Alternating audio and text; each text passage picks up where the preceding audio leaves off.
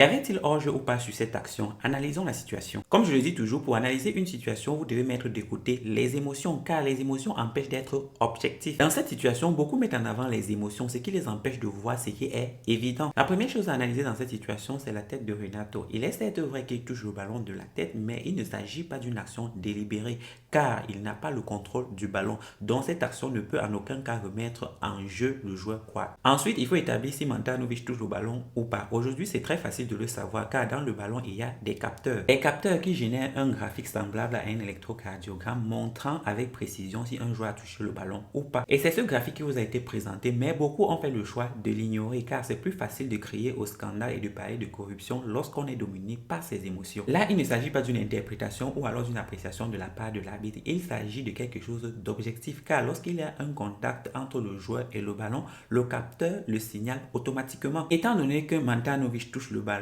il n'y a aucun doute que son coéquipier est en position de hors-jeu, donc le but doit être annulé.